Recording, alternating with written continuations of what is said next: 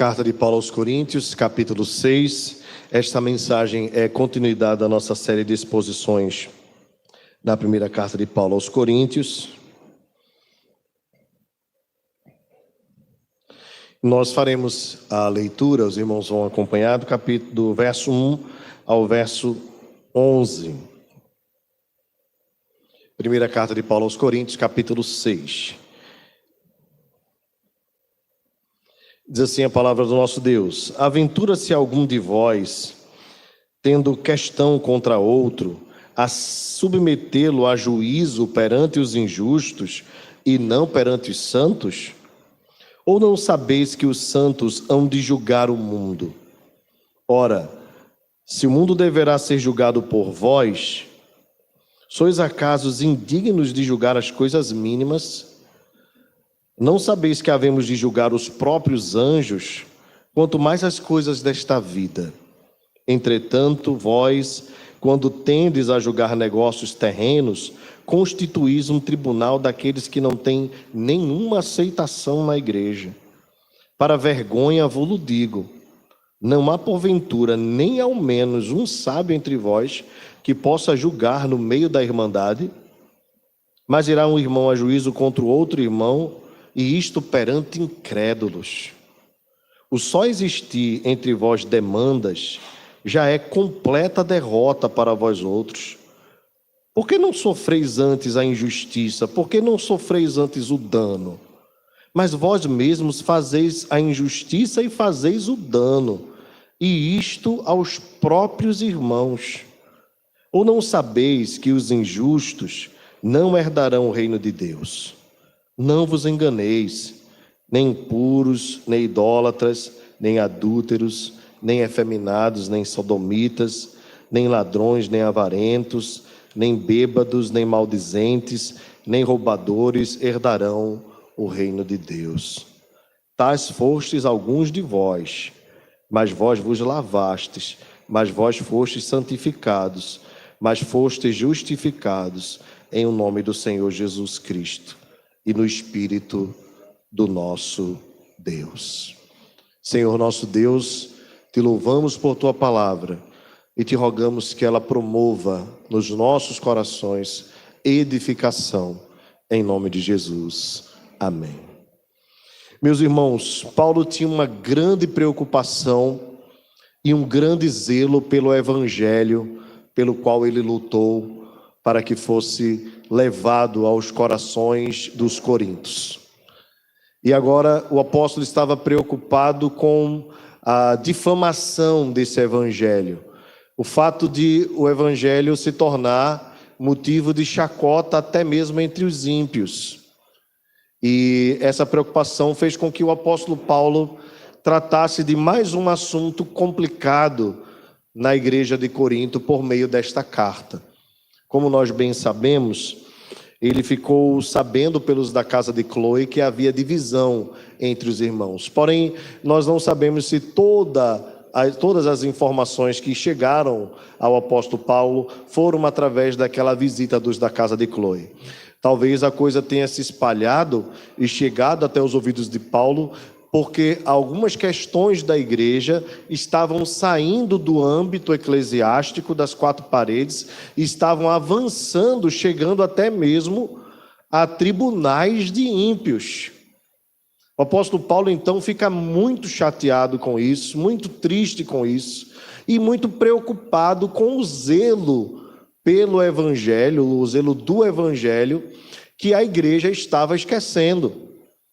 Paulo, em momento algum, quer trazer a ideia de que não haveria problemas no meio da igreja. Não é essa a questão. As demandas, as crises, as situações poderiam surgir e, como sempre surgem, ou vez por outra surgem no meio da igreja. Algum irmão, dificuldade com outro irmão. Neste caso aqui, nós podemos apenas supor que havia acontecido entre dois irmãos algum negócio que possivelmente envolveu finanças que não ficou bem resolvido. talvez algum irmão que tinha sociedade com outro, ou alguém que emprestou dinheiro a outro irmão e a coisa não caminhou como deveria caminhar. Enfim, por algum motivo, aquele problema saiu do âmbito da igreja e chegou até os tribunais normais, os tribunais eclesiásticos. Esses tribunais, irmãos, eles, via de regra, eram tribunais muito corrompidos. Não é de hoje que a justiça recebe críticas.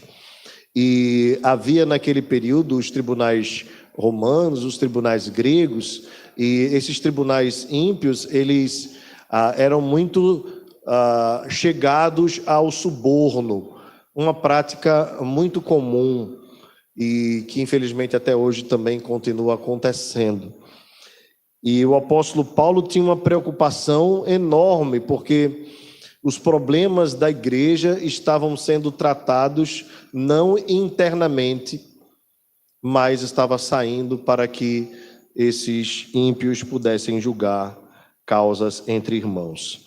Parece que os irmãos de Corinto não estavam levando a sério aquele ditado famoso que diz: roupa suja se lava em casa. Quando as coisas fogem do âmbito que deveriam estar, elas podem promover grande escândalo e grande prejuízo à igreja de Deus e à expansão do evangelho. O apóstolo Paulo tinha passado 1 ano e meio na igreja de Corinto, na cidade de Corinto, plantou a igreja, deixou lá princípios, valores que eles deveriam seguir, mas infelizmente o mundo estava entrando na igreja, nesse sentido aí, e a igreja também estava fazendo com que as suas causas saíssem do seu âmbito e fossem então ser julgadas em tribunais de ímpios.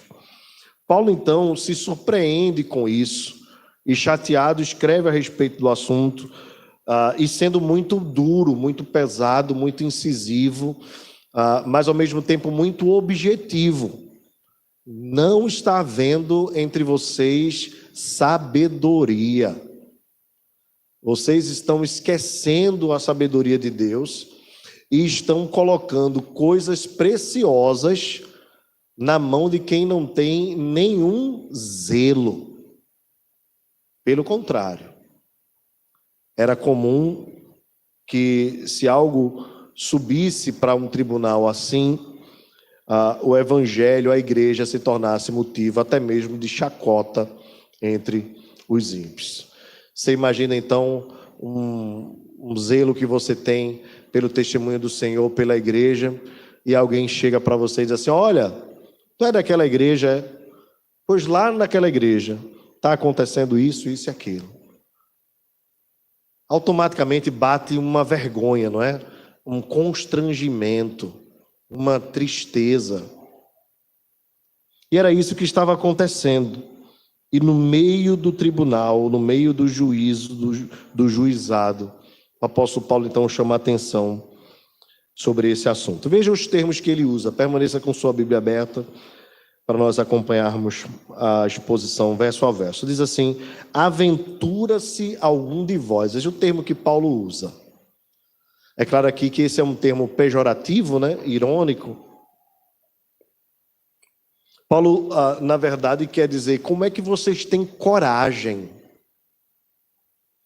Que ousadia é essa de vocês de fazer desta forma, tendo uma questão contra o outro, submetê-lo a juízo perante os injustos e não perante os santos? Aqui são dois termos que Paulo usa, e traz exatamente essa ideia quando nós olhamos para o original.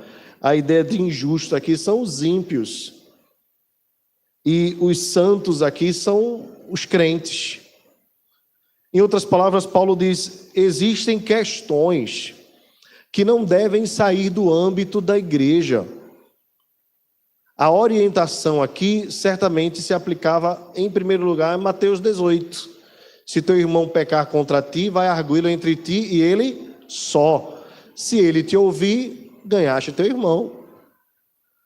Se ele não te ouvir, chama uma ou duas testemunhas para que através do testemunho toda a palavra seja esclarecida. Se ele te ouvir aí, maravilha, ganhaste teu irmão. Se não, leva o caso à igreja.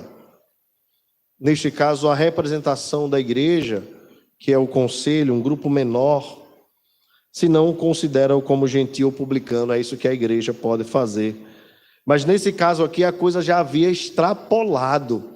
Nem se havia andado os primeiros passos e já se estava num caminho não desejado pelo Senhor e pelo apóstolo Paulo. Vejam, irmãos, aqui possivelmente não se trata de um crime. É lógico que nós não podemos, alguém que cometeu um crime em que deve estar submisso ao Código Civil, alguém que cometeu qualquer tipo de crime, uma fraude fiscal, ou um crime contra a vida de alguém, aqueles que são lá ditados no Código Civil, esse tipo de coisa não deve ser tratado no âmbito da igreja, aí pertence ao Estado. Essas duas esferas precisam estar bem separadas e bem distintas. Se alguém cometeu algum tipo de infração digna de um tribunal mundano, né, um tribunal secular comum, esse deve ser tratado lá. O que possivelmente, certamente, né, o apóstolo Paulo estava tratando era de questão entre irmãos. Algum tipo de fraude, de dano que um causou ao outro, e esse que foi ou se achou injustiçado recorreu, antes da coisa ser resolvida no âmbito da igreja, recorreu a um tribunal dos ímpios. Então o apóstolo Paulo diz: não sabeis que os santos hão de julgar o mundo? Aqui é uma outra questão importante que o apóstolo Paulo levanta. Se você tem uma dificuldade contra o seu irmão, e você procura logo um tribunal de ímpios, você está desvalorizando a competência que os santos receberam, que os crentes receberam, porque nós não apenas temos competência de resolver causas entre irmãos, como também temos uma competência maior. Haverá um dia que nós vamos julgar as nações, que nós vamos julgar o mundo. É claro que nesse sentido só haverá um trono, que é Deus quem reinará, mas nós estaremos presentes no tribunal do júri, em que os ímpios serão condenados porque não creram em Jesus como Filho de Deus. Esse é o maior de todos os juízos, porque é um juízo eterno. Quanto mais julgar coisas terrenas e temporárias, talvez aqui um dano financeiro que um irmão causou contra o outro. Paulo diz então: ora, se o mundo deverá ser julgado por vós, sois acaso indignos de julgar as coisas mínimas? Não. É claro que não. As coisas da igreja devem ser tratadas na igreja. É muito triste quando elas saem das nossas quatro paredes e a igreja se torna então um vexame para o mundo. Certa vez houve um problema numa determinada igreja e uma irmã, diante da situação, veio a passar mal e foi levada ao hospital. Sua pressão estava muito alta por conta de uma discussão, um debate, uma coisa que poderia ser resolvida com humildade, com amor, com zelo. E quando ela chegou lá com a pressão muito alta no hospital, o médico então a examinou e durante o exame perguntou: o que foi que houve com a senhora, sua pressão está tão alta? E ela disse: é que eu tive um aborrecimento na igreja, uma discussão com uma pessoa e acabou que eu cheguei a esse ponto. E o médico ímpio disse assim: pois eu pensava que igreja era um lugar de paz.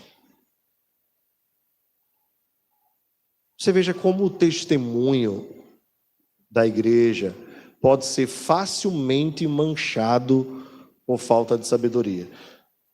Quando aquela irmã me disse isso, me marcou tanto. Sabe aquela vontade de ir lá conhecer aquele médico e dizer para ele: olha, não é assim que acontece sempre. e talvez até pedir perdão a ele. Eu não tinha nada a ver com o caso, irmãos. Quisera eu poder ter resolvido aquele assunto antes que chegasse a esse ponto. Mas é exatamente isso que o médico falou, ele foi usado por Deus nesse sentido. Igreja é lugar de paz. Nós somos da paz. Nós já saímos da guerra, a nossa guerra era contra Deus. E a barreira da inimizade entre nós e Deus, ele mesmo quebrou. Por isso a Bíblia diz: segui a paz com todos e a santificação, sem a qual ninguém verá a Deus. É triste quando na igreja do Senhor nós vivemos um clima de disputa. E o vir à igreja, você já fica pensando assim: eu vou, mas eu vou encontrar fulano. Eu vou, mas eu vou encontrar Beltrano. E aquilo começa a nos corroer por dentro. Isso acaba nos entristecendo, e Satanás, que é a besta, mas não é besta, né? Se aproveita para colocar ali, as suas investidas e começar a dizer: para que você vai para a igreja? Para se aborrecer, para se entristecer, para fulano ficar olhando para você, para Beltrano fazer aquilo com você. E isso começa a rodear o nosso coração, ao ponto que a gente não consegue mais vir para a igreja com paz. Não é essa, irmãos, a vontade de Deus. A vontade de Deus é que nós estejamos aqui com reverência, logicamente, mas com a certeza de que nós estamos na casa do nosso Pai e junto com os nossos irmãos. Tem coisa melhor do que isso? Não tem. A gente fica à vontade. A gente se sente tranquilo. A gente se sente à vontade para confessar as nossas dificuldades, as nossas lutas. A gente fica alegre e animado para contar as nossas vitórias. Aqui entre os irmãos deve ser um ambiente em que eu não devo ter preocupação em contar as bênçãos que Deus tem derramado sobre a minha vida. Eu sei que existe um negócio meio esquisito no meio da igreja. Tem até uma música assim: não conte sua história a ninguém, só conte sua história a Jesus. Não existe isso, irmãos. Conte sua história para o outro, irmão. Nós precisamos nos alegrar com as nossas vitórias. Eu não preciso ter dificuldade em dizer para os irmãos: estou passando por uma dificuldade, ou que estou passando por um momento bom. Porque tem crente que acha que quando você conta uma vitória, o outro vai ter inveja. E ainda que o outro tenha inveja por alguma fraqueza, não pegue em você, pelo amor de Deus.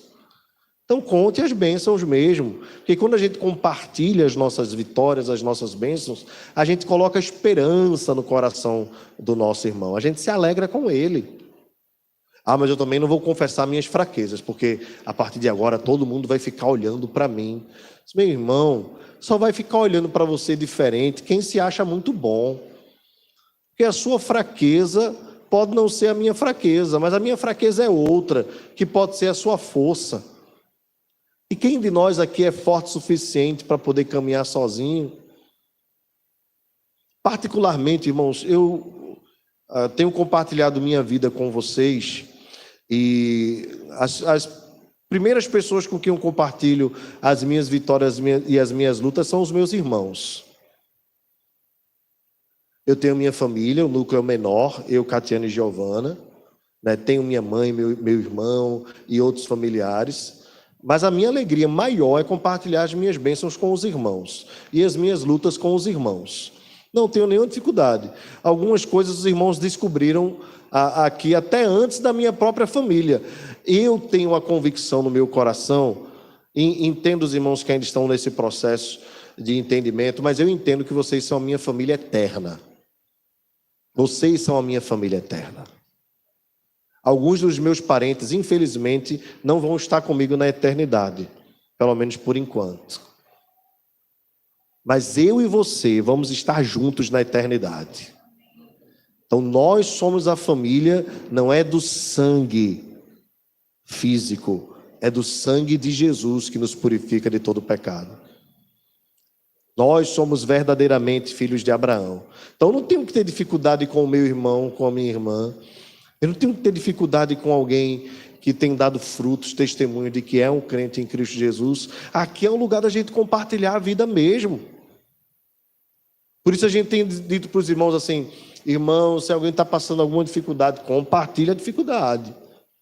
Está passando por alguma bênção, conta a bênção. Porque nós estamos aqui, não somos opositores de ninguém, somos diferentes uns dos outros, às vezes enxergamos as coisas de forma diferente, isso é natural. Mas nós estamos aqui de mãos dadas, somos um só em Cristo Jesus. Você já imaginou a mão tendo inveja do pé? Um olho tendo inveja do outro? Ia ficar esquisito, né?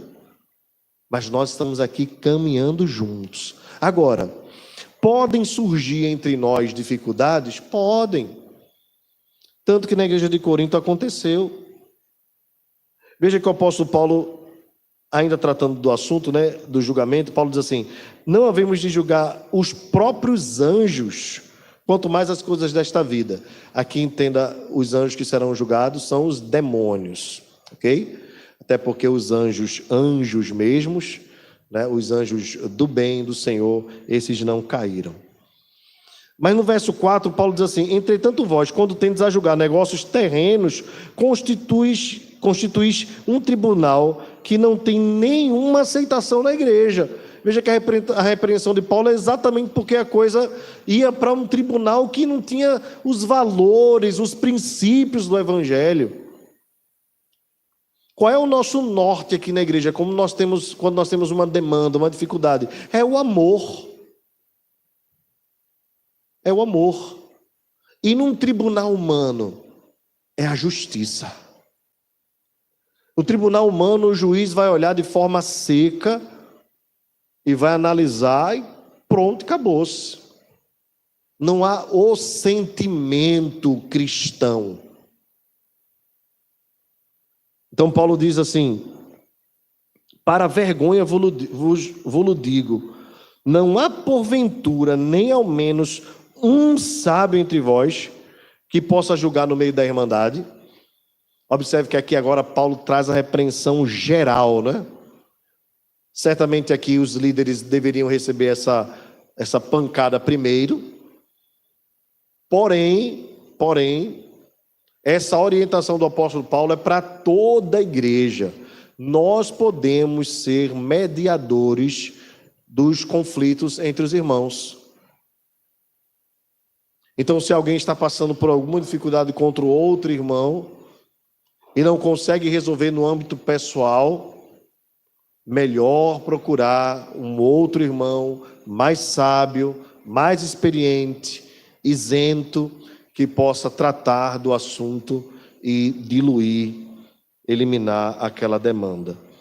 Paulo diz: será que na igreja toda não tem um sábio? Agora, veja que interessante. Os coríntios se arrogavam de ter todos os dons. Os coríntios se arrogavam em falar em línguas. Então, para falar em línguas, só tinha gente assim na igreja.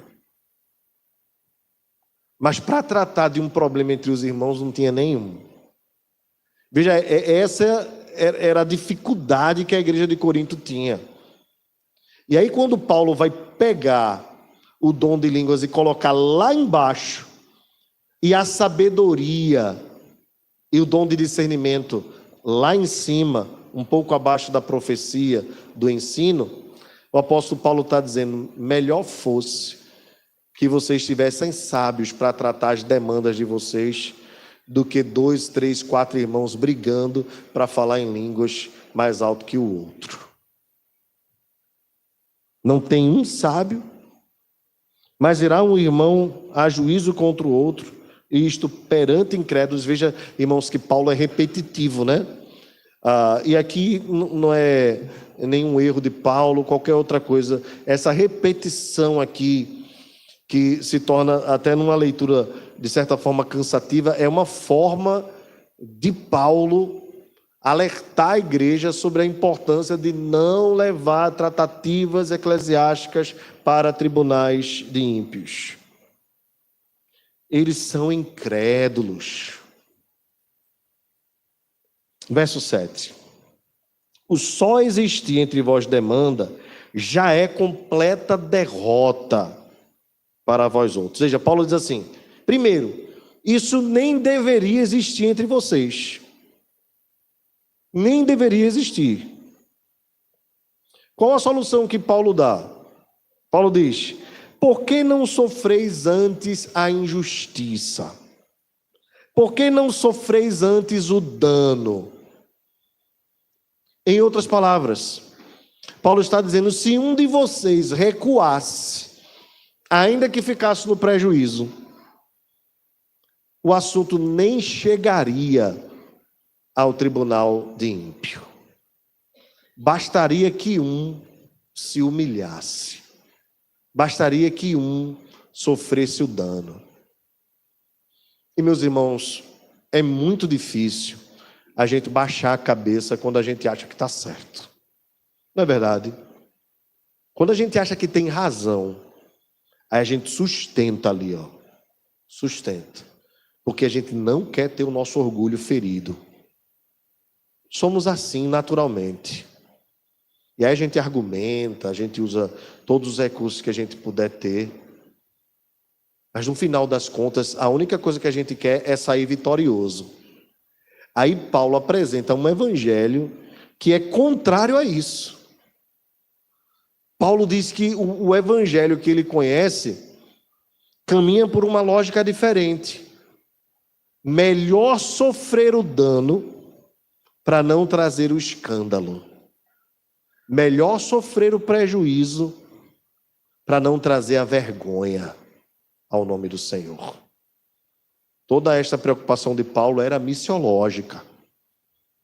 O coração de Paulo estava a propagação do evangelho. Era a partir desta igreja e de outras igrejas que muitos viriam a conhecer a respeito do Senhor. Mas se o nome do Senhor fosse difamado e o nome da sua igreja juntamente com ele, que autoridade esse evangelho teria sobre o mundo?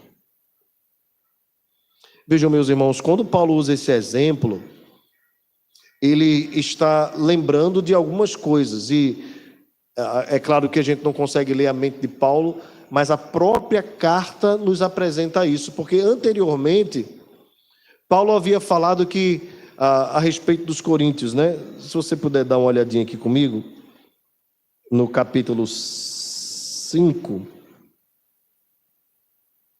aliás, no capítulo 4, no verso 10, Paulo disse assim para os irmãos, aliás, no verso 9 a começar, né? Porque a mim me parece que Deus nos pôs a nós, os apóstolos, em último lugar, como se fôssemos condenados à morte, porque nos tornamos espetáculo ao mundo, tanto a anjos como a homens. Nós, veja aqui, nós somos loucos por causa de Cristo, e vós sábios. Nós fracos, e vós fortes. Vós nobres, e nós desprezíveis. Até a presente hora sofremos fome, sede, nudez, somos esbofeteados e não temos morada certa. Nos afadigamos, trabalhamos com as nossas próprias mãos. Quando somos injuriados, bendizemos. Quando perseguidos, suportamos. Quando caluniados, procuramos conciliação. Olha, quando caluniados, procuramos conciliação. Até agora temos chegado a ser considerados lixo do mundo, escória de todos. Tudo isso para que o evangelho chegasse até os coríntios. E quando o evangelho chega até os coríntios, por causa de finança, por causa de dinheiro, se despreocupa totalmente do progresso do evangelho, pensando apenas no próprio bolso, no seu próprio bem-estar. Paulo diz: por que vocês não sofrem o dano? Eu sofri o dano para que o evangelho chegasse até vocês. Se o apóstolo Paulo permanecesse um fariseu, ele não tinha levado um bufete, ele não tinha passado fome, ele não tinha ficado nu, ele não tinha passado sede, ele não tinha precisado descer de um cesto correndo, ele não precisava ser esbufeteado pelo carcereiro lá em Filipos, ele não precisava ter passado por nada disso. Mas Paulo pegou tudo que ele tinha e considerou como refúgio, como lixo, para sofrer as dores pela causa do Evangelho. E agora aqueles que conheceram o Evangelho, por causa de coisas mínimas, como diz o apóstolo Paulo, escandalizam o Evangelho pelo qual Paulo lutou, levando seus problemas pequenos a tribunais de ímpios. Mas certamente, irmãos, além do próprio exemplo da sua própria vida, o apóstolo Paulo tinha em mente um exemplo maior: nosso Senhor e Salvador Jesus Cristo. Ninguém sofreu mais o dano do que ele. Jesus foi inocente a sua vida toda, desde a eternidade, onde ele sempre existiu, até a sua humilhação, da qual ele não precisava,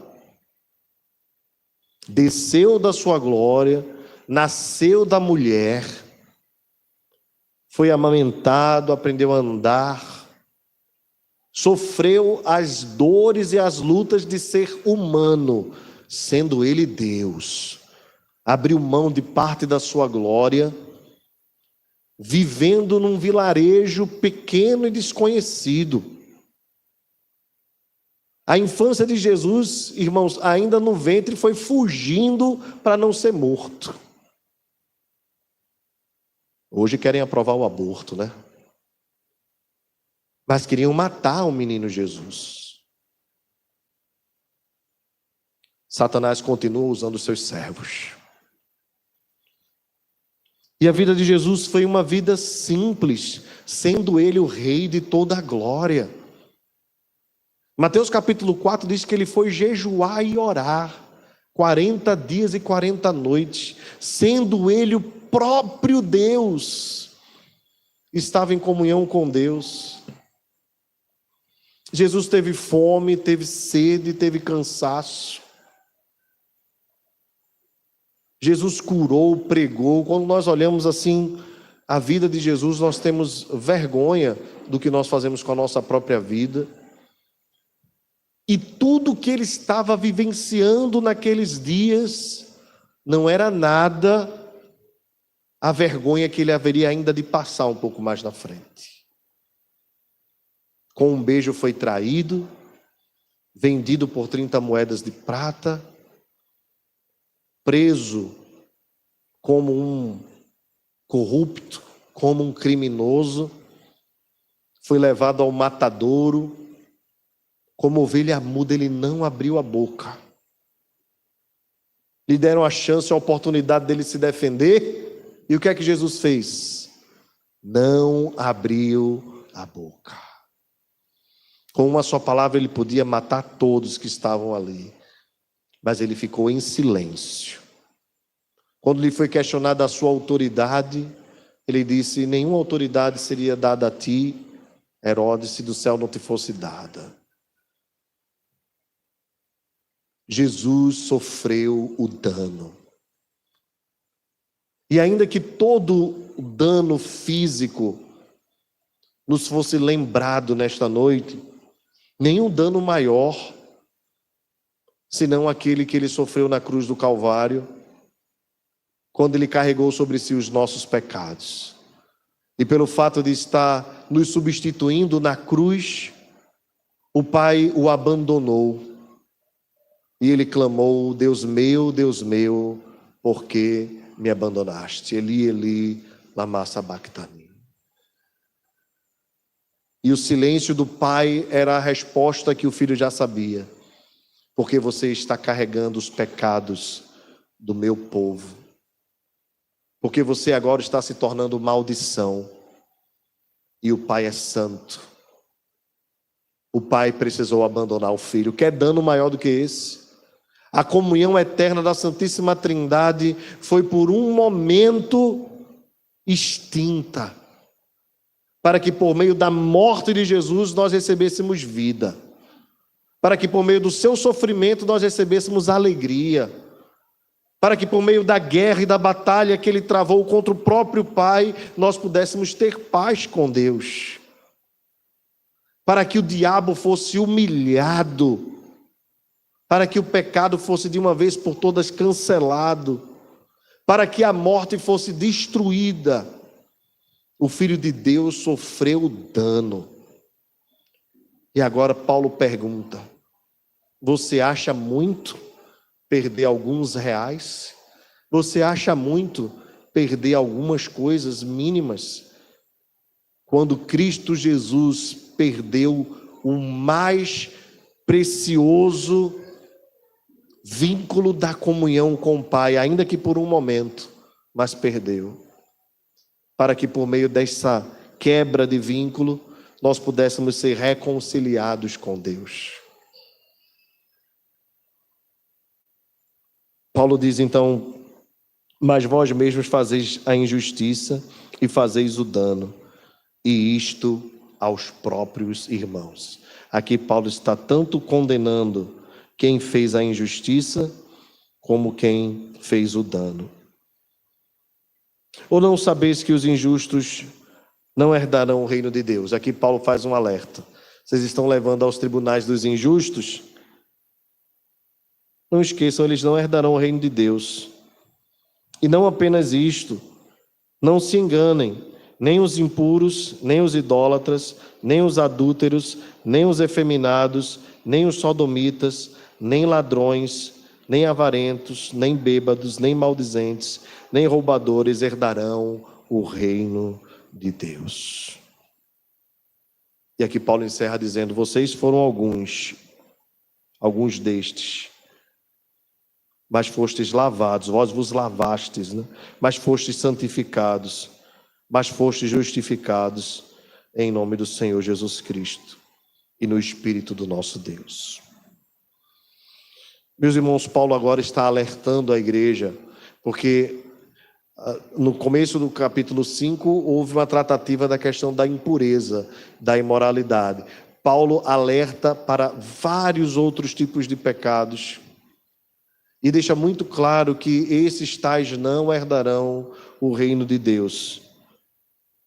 Mas isso na perspectiva no seguinte sentido: e vocês vão colocar na mão deste tipo de gente questões espirituais? Não, irmãos. Tratem entre vocês mesmos. Levante-se um sábio na igreja para resolver a demanda de um irmão contra o outro.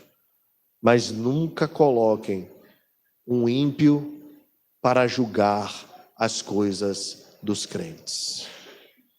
É muito triste quando assim acontece.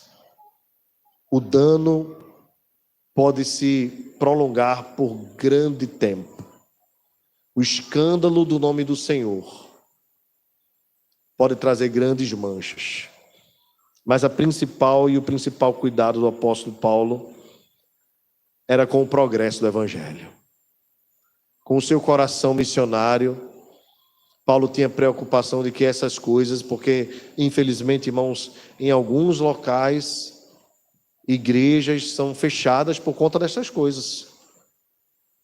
Os escândalos são trazidos, a coisa se torna insustentável e muitas igrejas perecem. Falo de igrejas locais, perecem por conta destas coisas. Aqui vai alguns alertas. Em primeiro lugar, irmãos, nós precisamos cuidar para que os nossos relacionamentos interpessoais na igreja sejam honestos, sejam relacionamentos decentes. Precisamos ter cuidado até mesmo com os negócios que nós fazemos e como nós acordamos os negócios que vamos fazer. Desde um contrato simples de um irmão que vai fazer um serviço na casa do outro, até mesmo coisas mais complexas, como contratar um funcionário que ao mesmo tempo é irmão em Cristo. Todas essas coisas devem ser tratadas por nós com muito cuidado, para que o zelo do nome do Senhor esteja sempre em primeiro lugar. Uma outra coisa, irmãos, nós precisamos entender que nós recebemos de Deus uma bênção muito grande, que é a bênção de julgarmos as nações. Essa é parte da nossa vitória. Assim como Cristo vai julgar, e nós somos co-herdeiros de Deus com Cristo, nós também estaremos julgando as nações. E por conta disso, nós precisamos nos portar nesta era, enquanto não chegar o momento final, com sabedoria, para tratarmos das demandas que possam surgir entre nós. E é normal que surjam. Algumas pessoas querem, assim, eu quero vir para a igreja, mas eu não quero ter problema. Então, é difícil você fazer as duas coisas. Ou uma coisa ou outra. Porque nós todos somos problemáticos. Mas fulano é muito problemático. Todos nós somos problemáticos. Todos nós temos as nossas crises, as nossas diferenças. Nós não chegamos na igreja, irmãos, sem nenhum tipo de história. Nós não aterrissamos aqui de paraquedas. Nós trouxemos as nossas lutas. Então, cada um aqui tem uma história de vida. Cada um aqui teve um estilo de vida. Teve uma criação diferente. E nós ainda não alcançamos a plena santificação. Então trazemos também às vezes vícios, os nossos temperamentos, as nossas formas de falar, de expressar. Às vezes um brinca demais, outro brinca menos. Tem um que gosta de brincadeira, outro que não gosta de brincadeira. Um fala mais alto, outro fala mais baixo. Um fala muito, outro fala pouco. Então vejam como nós somos diferentes. Talvez eu falando aqui você já identificou alguns irmãos. É natural. Então, nós não fomos chamados para sermos iguaizinhos uns aos outros. Assim como o pé não é igual à mão. Mas se o pé e a mão não caminharem juntos, o corpo vai ser mutilado. Então, não são as nossas diferenças que devem nos afastar. Na verdade, elas devem nos unir. Porque isso é a demonstração da multiforme graça de Deus.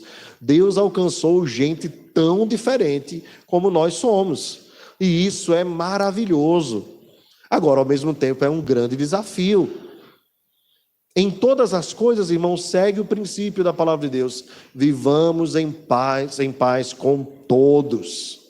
E a santificação, sem a qual ninguém verá a Deus. Um outro ensino aqui, meus irmãos, é a respeito do sofrer o dano.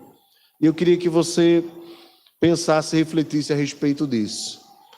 Porque esse princípio você pode levar, inclusive, para as suas relações mais íntimas, na sua própria casa. Nem sempre você deve brigar por alguma coisa só porque você tem razão. Às vezes, nós ganhamos o nosso marido, a nossa esposa, quando nós sofremos o dano ou a injustiça, porque na hora certa o próprio Deus nos fará justiça. Então, às vezes, a gente fica preocupado em ganhar todas as discussões dentro de casa. Um quer amarelo, o outro quer verde, e aí começa a discutir, e depois os dois já esquecem que estão discutindo pelo amarelo e pelo verde, e estão, na verdade, só os dois querendo ganhar.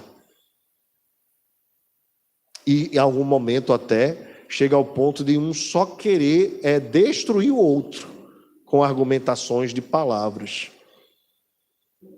E depois se pergunta assim, por que a gente estava discutindo mesmo? Bem, eu estou dizendo isso não é porque eu não... É claro que eu não tenho nenhum problema em casa, né, irmãos? Estou falando isso da vida de vocês, não tem nada a ver comigo, né? E dependendo do casal, a gente vai vendo as diferenças. Tem casais que, à medida que vão convivendo, vão ganhando mais afinidades. E alguns vão ganhando mais diferenças. Bem, mas uma casa dividida, ela não prevalece. Então, nós somos diferentes, homens e mulheres, maridos e esposas. Mas a gente está lutando por um bem só, que é a glória de Deus. É fazer com que a nossa casa seja um lugar de bênção. E nesse sentido os dois têm que lutar. Então ora um abre mão, ora outro abre mão. Às vezes, irmão, sofrer o dano também pode ser na sua relação de trabalho, embora aqui se aplique às questões... Mas talvez, dependendo da situação, peça a Deus sempre sabedoria, às vezes o nosso silêncio fala mais do que os nossos gritos, falam mais do que os nossos gritos. Mas tratando das questões da igreja, Jesus nos ensina com o seu próprio exemplo, Paulo nos ensina com o seu próprio exemplo. E qual o objetivo maior de tudo isso, para encerrar? É o zelo pelo progresso do Evangelho. Se for para trazer escândalo ao Evangelho, melhor sofrer o dano. Como eu falei para os irmãos, muitas igrejas, em alguns lugares, há um trabalho que foi plantado por uma igreja aqui, uma grande igreja do Recife, e foi para uma cidade e investiu muito recurso lá. Para esse projeto de plantação, vinha dinheiro até do exterior.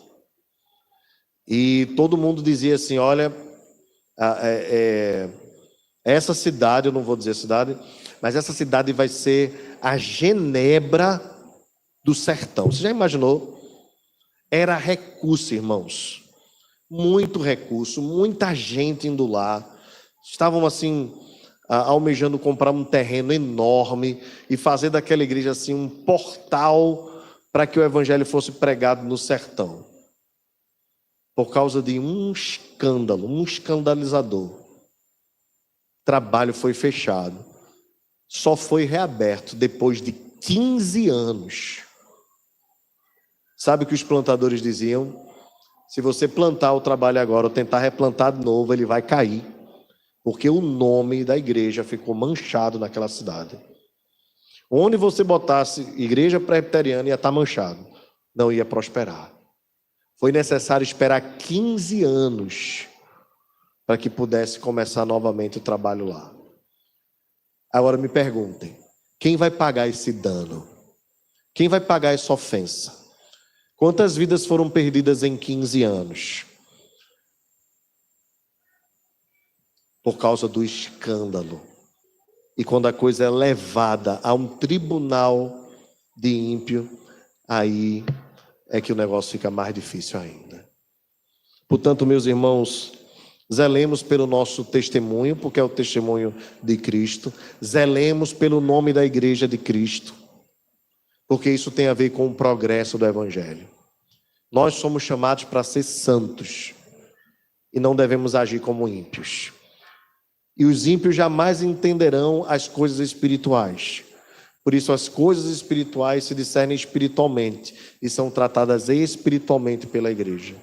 Qualquer coisa que vier a impedir o progresso do Evangelho, o zelo pelo nome de Cristo, nós precisamos cuidar, precisamos estar atentos, porque o nome precioso do Senhor precisa ser honrado, precisa ser glorificado, precisa ser exaltado e não ser motivo de vexame entre aqueles que não amam ao Senhor. Que Deus nos abençoe, irmãos. Louva a Deus porque esses anos que o Senhor tem nos colocado aqui, Ele tem nos livrado e tem nos abençoado, porque nós queremos zelar pelo Seu nome. E que permaneçamos assim, nas nossas vidas individualmente, mas também como igreja do Senhor, para a glória do Senhor, em nome de Jesus.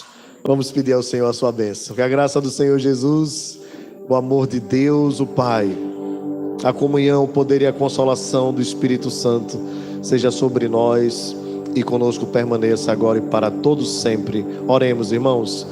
Amém.